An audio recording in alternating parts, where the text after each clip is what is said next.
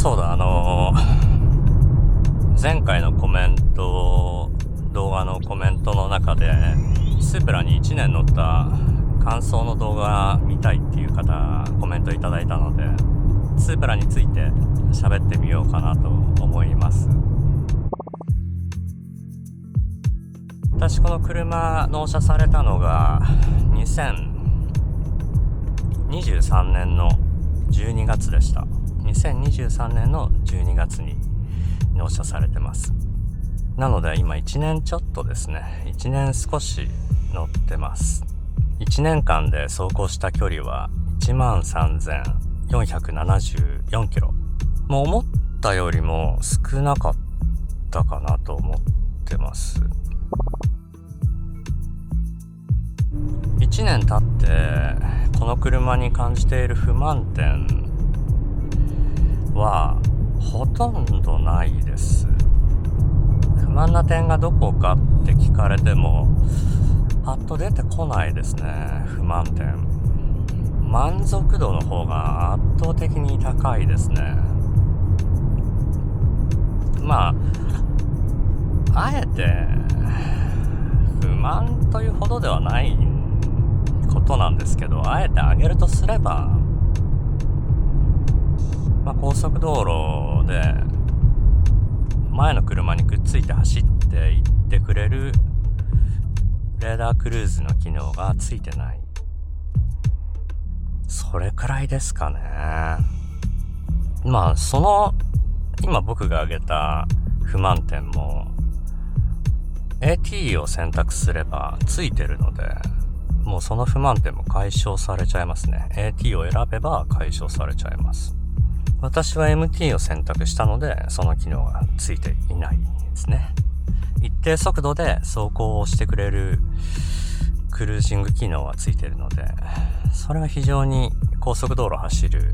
時に楽です。ただ前の車にどうしても追いついちゃうんで、もうスイッチ入れっぱなし、あと放置みたいなことはできないですね。MT の一番最初に感じていた納車直後のレビュー動画の中で言っていたクラッチの重さ、あとバックギアに入れる時のこのシフトの硬さ、これはですね慣れました。クラッチの重さも全く気になりませんし、バックギアに入れる時ももうサッと入りますね。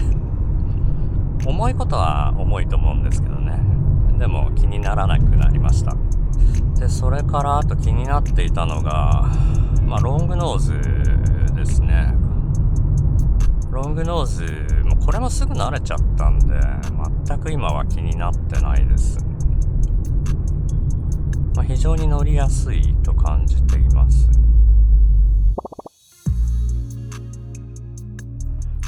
こういう車に求めるものではないのかもしれませんけど、スピーカー、音楽聴いた時の音質は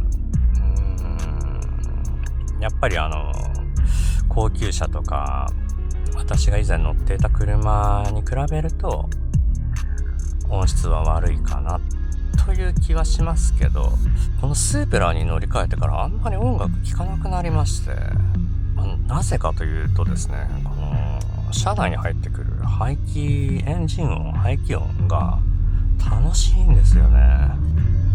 これが楽しくてあまり音楽聴かなくなっちゃいました。なので、スピーカーの音質が若干良くないというこの点もですね、不満という不満ではないです。すごく悪いってわけではないので、いいスピーカーがついている車に比べたらちょっと悪いよねっていうぐらいの話ですね。気になるほど悪いわけではないです。あと納車直後の動画でステアリングが取られますよっていう話をしてたと思うんですけど、これはやっぱり取られますね。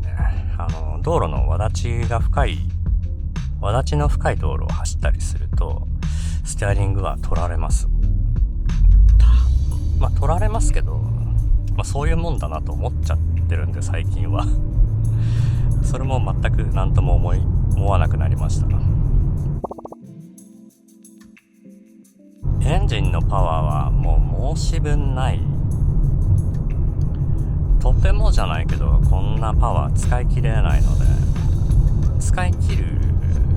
ことはないですね。本当にアクセルをベタ踏みにするなんていうことはありません。ベタ踏みにしたのってもう本当に数えるくらいしかしてないと思います。ベタ踏みなんかするとえらい加速するんで、もう全くベタ踏みするチャンス、機会はないと思います。この車で私が気に入っているところ、スタイリングはもちろん気に入っています。で、何よりもやっぱりこの車で私が一番気に入っているのはやっぱこのサウンドですかね。サウンドはもう本当にいいですね。欲を言うならばバブリング音がもう少し聞こえたらいいのになというくらいでしょうか。結構スピードを出して走っちゃうと風の音とかロードノイズの方がよく聞こえてきちゃって排気音あまり入ってこないんで、高回転まで回せば当然入ってきますけど、私の場合高回転まで回すことがほとんどないので、高回転まで回さなくとももう少し排気音とかバブリングの音が車内に聞こえるようになってたらもっと満足度は高かったのかなって思います。そうだ、あとバブリングを楽しみたいという方は AT の方がいいかもしれないですね。MT でも同じようなバブリングはするんですけど、 AT ほどコーナーが来るたびにこのパドルでシフトを落としてですね、バブリングを楽しむっていうような使い方をしようと思うと、この操作がすごく忙しくなっちゃうのと、 AT ほどバブリング頻繁にしないっていうわけではないんですけど、なんですかね、 AT の方が気持ちいいバブリング楽しめるんじゃないかなって。AT 乗ってないので、AT 乗ってない、私 AT 乗ったことがないので私の想像の話をしています。なのでそうなんだって鵜呑みになさらないように気をつけてくださいなんとなくですけど、バブリングを楽しみたいのなら AT がいいんじゃないかなって思います。で、この車に乗って目立ち度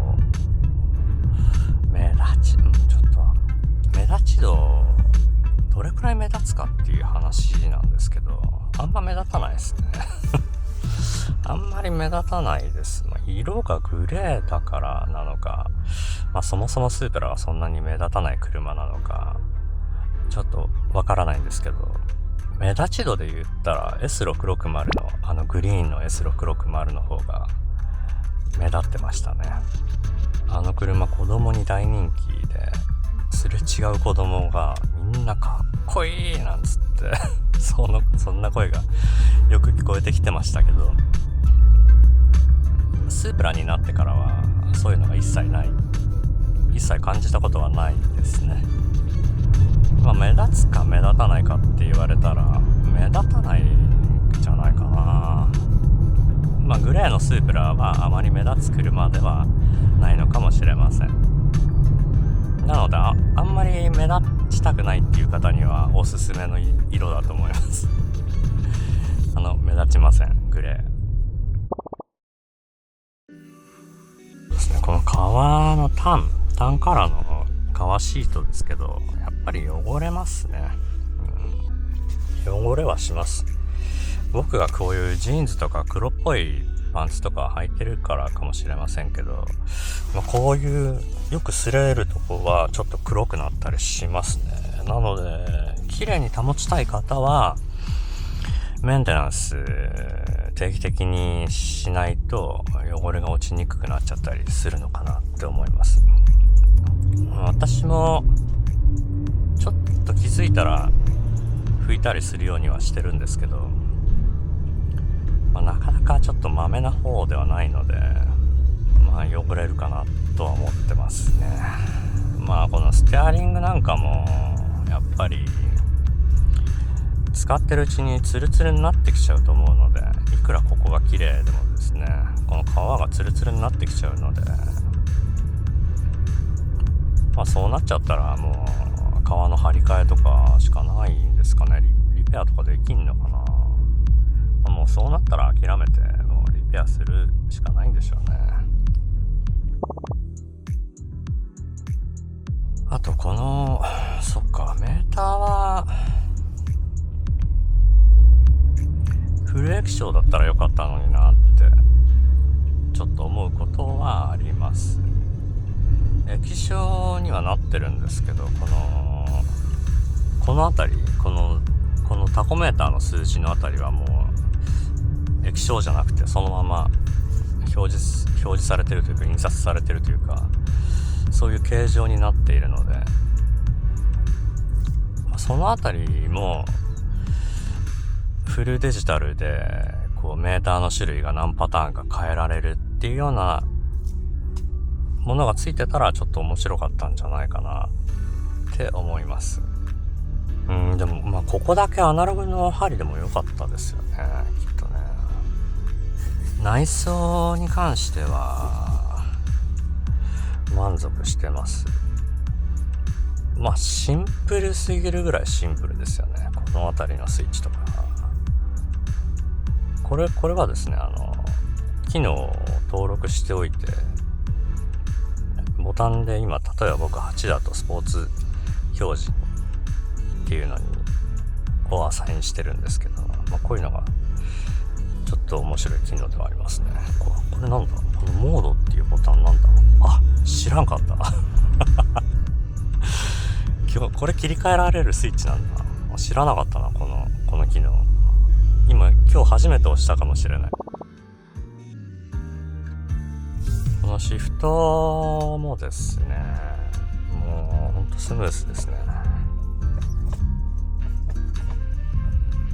楽に入ります。なんでしょうね、なんか吸い込まれる感じで入るんですよね。ガチって感じではないですけど、面白い感触がします。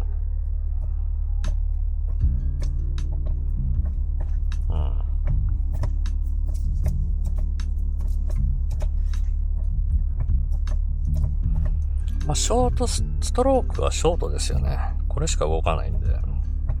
非常にショートストロークだと思います。もうちょっとカチカチしてた方がよかったななんて話何度かしてると思うんですけど、これはこれでいいですね。操作はしやすいです。この辺りのスイッチもですね、非常に扱いやすいです。手元で操作できるので、ロードスターもそうでしたけど、この車も手元で操作が行えるので非常に扱いやすいですね。車幅はですね、割とあるんですよね。1m84だか6だかあるんですけど、それも気にならないですね。ほとんど気になりません。慣れます。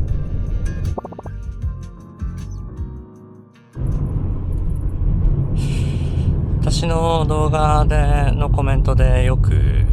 される質問がありまして、何のカメラを使って